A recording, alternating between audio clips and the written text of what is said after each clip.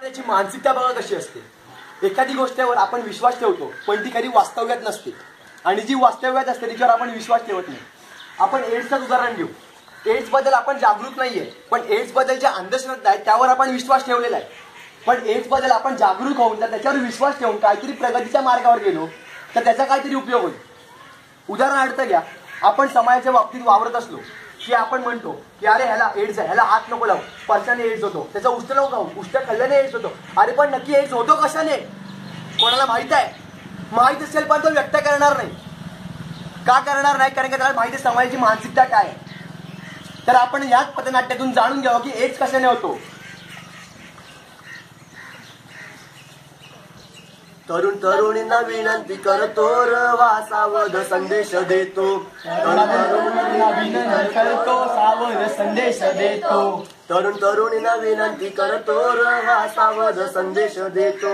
तरुण तरुणींना विनंती करतो सावध संदेश देतो. एड्स रोग असा एक भला, एड्स रोग असा एक भला, एच आय म्हणती हो त्याला, एच आय म्हणती त्याला. एड्स रोग असा एक भला, एड्स रोग असा एक भला, एच आय म्हणती हो त्याला, एच आय म्हणती हो त्याला. पैसा ढिगाने किती घाला, पैसा ढिगाने किती घाला, नाही यश येणार हो त्याला, नाही यश येणार हो त्याला, नाही यश येणार हो त्याला, नाही यश येणार हो त्याला.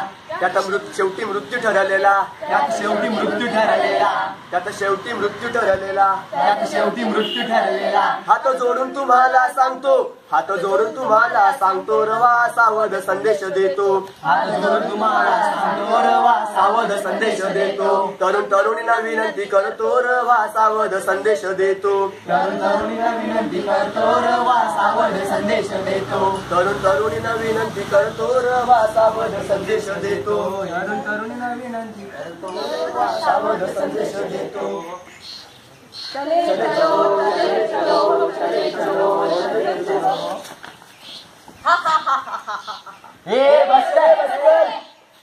नमस्कार प्रेक्षकों, हम आईसीएस कॉलेज के विद्यार्थी एनएसएस विभाग की ओर से आपके सामने प्रस्तुत कर रहे एक पथनाट्य. आज हम देखेंगे एक परिवार की कहानी.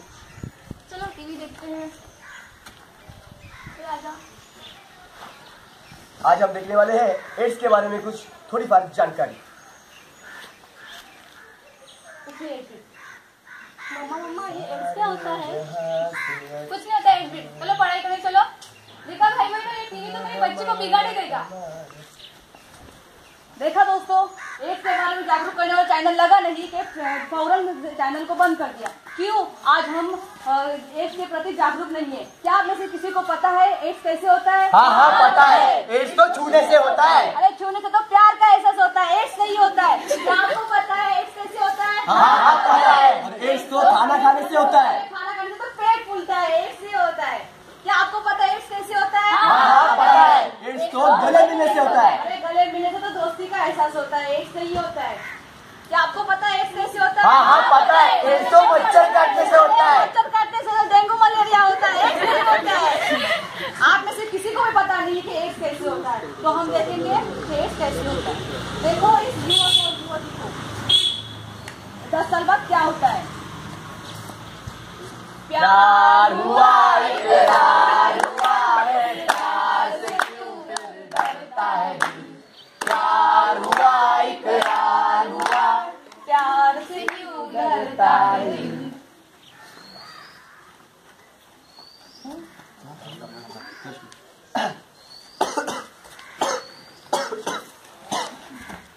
अरे अरे मेरे बच्चे को क्या हुआ? अरे कोई डॉक्टर को तो बुलाओ. अरे उठना. डॉक्टर साहब जरा देखो ना मेरे बच्चे को क्या हुआ है.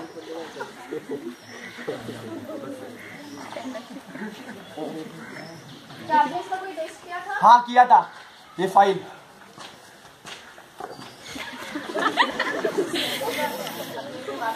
हाँ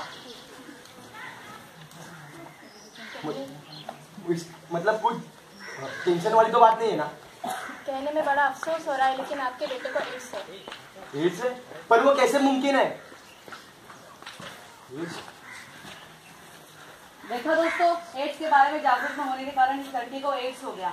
जिस तरह से बंद नल से पानी बह नहीं सकता, जिस तरह से बंद नल से पानी बह नहीं सकता, वैसे इंसान अपनी हरकतों के बिना रह नहीं सकता। लेकिन कहानी यहाँ भी खत्म नहीं होती है। देखते हैं होली में क्या होता है। और रंग बरसे भीगे चुनर वाली, रंग बरसे और रंग। क्या कर रहे हैं? उसे छू मत, उसे एड्स से।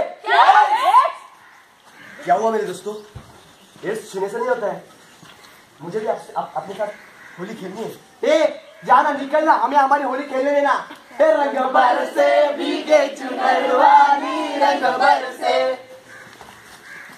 पाहिलं मित्रांनो, याला एड्स झालाय. एड्स होणे ही याची चुकी नाही तर आपल्या सगळ्यांची चुकी आहे. आपण जागरूक असलं पाहिजे. एड्स बद्दल आपण जागरूक असलं पाहिजे, शिवाय इतरांनाही जागरूक केलंच पाहिजे.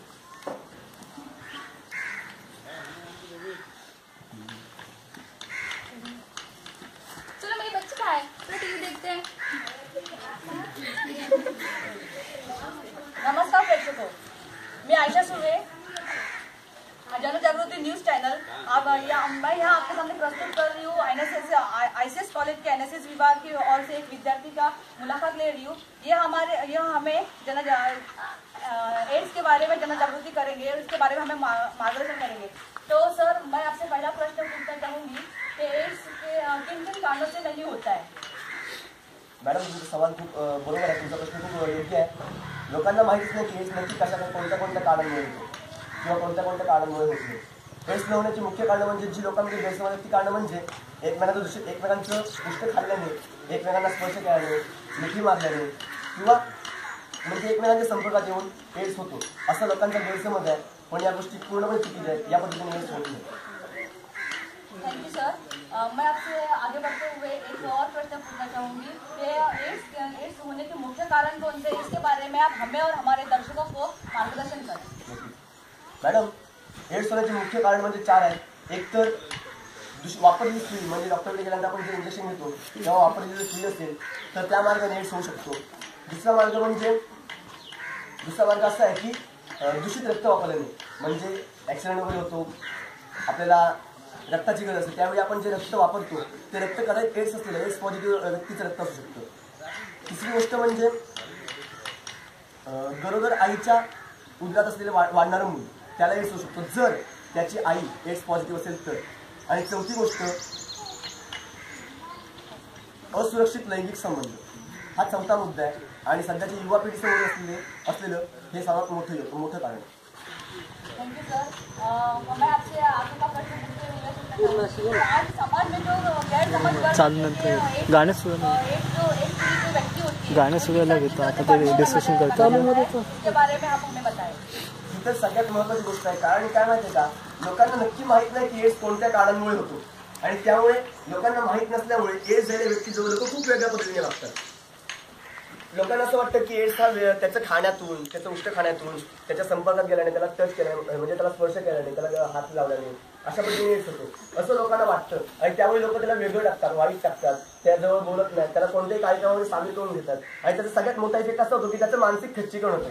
आणि हाच मी लोकांना सांगेन की तुम्ही असं वागू नका.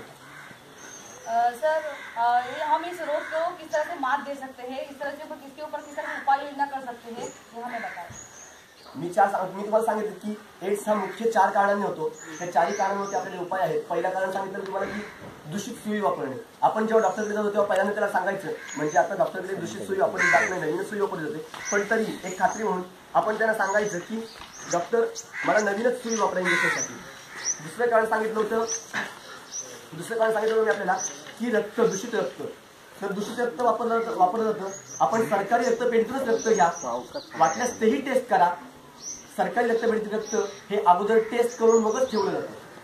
तिसरं कारण सांगितलं होतं आईच्या गर्भात वाढणारं मूल.